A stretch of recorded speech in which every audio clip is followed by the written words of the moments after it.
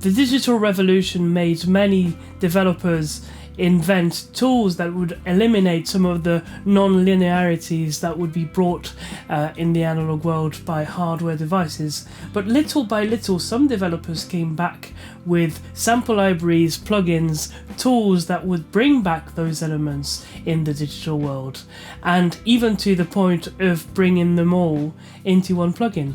And that's the case with Bad Tape.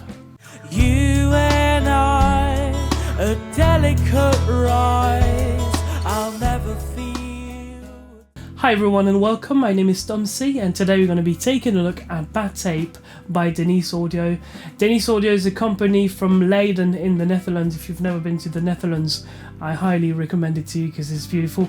And it's a company, it's a team of writers, coders and producers that aim at making simple plugins but with great sound. And today we're going to be checking out a fuzzy, buzzy box of tools that actually destroys your audio in the most beautiful way. So we'll be checking that out in different contexts, so different instruments, and I hope you'll like it. Let's check it out. So this is the plugin user interface, which is pretty simple. Here, this white part actually shows you the waveform of the signal going through the plugin. Then in the middle, you've got a few different sliders. Wow and Shake produce the modulation that you can get from a old tape. Then Hiss produces the noise that you can get from a tape deck. Then Squeal is a bit like a tone generator. As you can hear, it produces some sort of high-pitched artifacts that you can actually get from tape as well. And then Harm also produces different artifacts and actually bit crushes the signal as well. Then you've got, I'll turn this down. Down here, you've got an input control, then a mix control that allows you to blend the wet signal with the dry signal. Then you can actually compensate or level match with the output control here. And you've got a color control, which works like a tilt EQ. So when you push it on the right, it actually boosts the high frequency and decreases the low frequency, and does the opposite when you do it to the left. Then you've got a saturation control, a speed control that affects both the wow and shake, and then you can actually choose some presets here with the arrows down here, and then you can actually load or save your presets. Oh, also there's a detune button which works like a tape stop effect, which is pretty cool. This is a piece that I made with United Strings of Europe by RHODES. You'll find the link to the video in the description or in the top right corner. We'll first listen to the piece without Bad Tape, and then we'll listen to how Bad Tape actually accentuates the retro or vintage feel of the piece.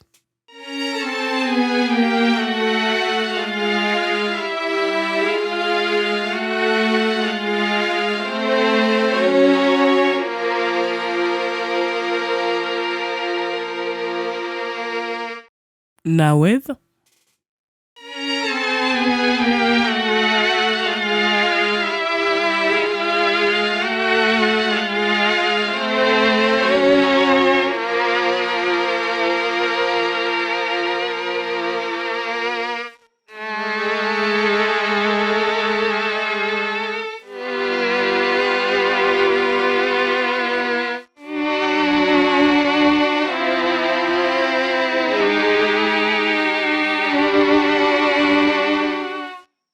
So Bad Tape can actually have that worn out tape effect and can be very useful for scoring for horror, like vintage horror movies or sci-fi movies. So now we're going to listen to some drums, and we're going to listen to it first without and then with Bad Tape. What I did here is I added a bit of modulation, wow and shake, then a bit of harm as well to a bit of a bit reduction and artifacts. I volume match with the output setting, set the mix to 100% and the saturation to 91%. I messed up with the speed that actually affects the wow and shake settings, and then I reduced or actually cut a bit of the high end with the color setting here and boosted the low mids and lows. Let's listen to it without.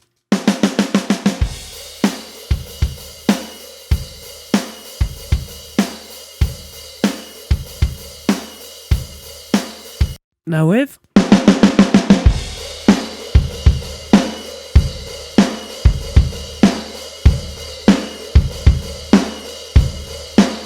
As you can hear, the kick and the snare are actually boosted quite a bit in the signal, but we also lose a lot of the top end.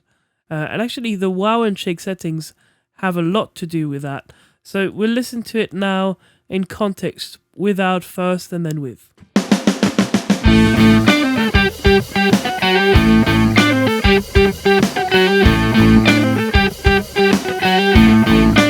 Now with.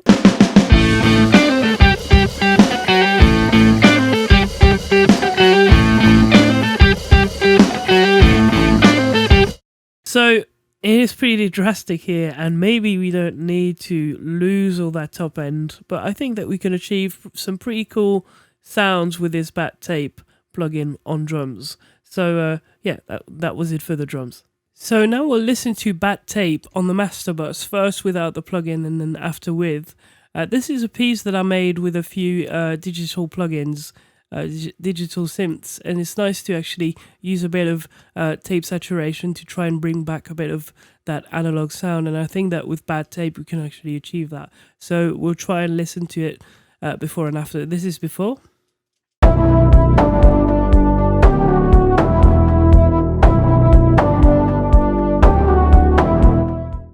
With.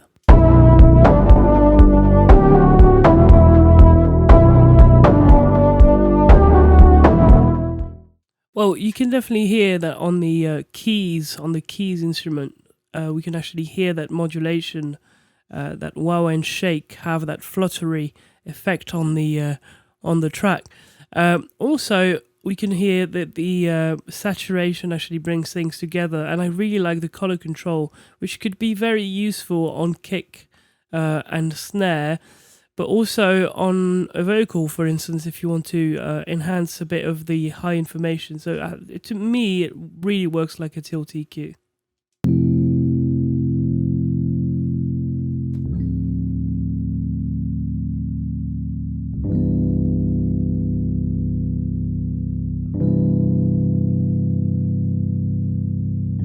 With.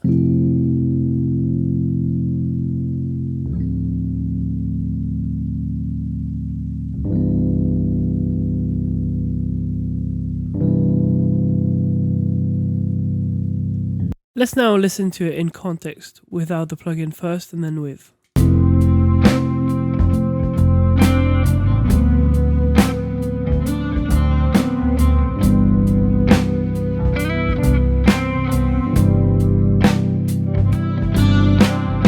With.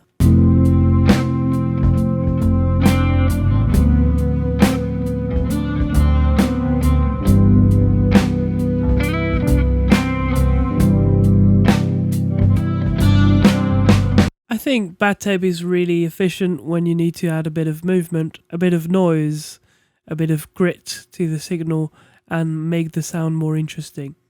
So this was my first experience with Denise audio plugins, and I'm not disappointed. I really like the simple interface. It helps you navigate through the parameters very easily, and that's something that I sometimes really need in a production when I work on something that has many tracks and I want to go for a very simple effect. And you know, all these very crazy things that are in bat tape, you can actually use them subtly, and I hope that I managed to show you that in this video. So really like bat tape by Denise Audio. Please check them out. You'll see all the information in the links down below. Make sure you subscribe, and I'll see you guys very soon, actually with another Denise Audio plugin and other plugins as well. And yeah, see you very soon. Thank you very much, and bye bye.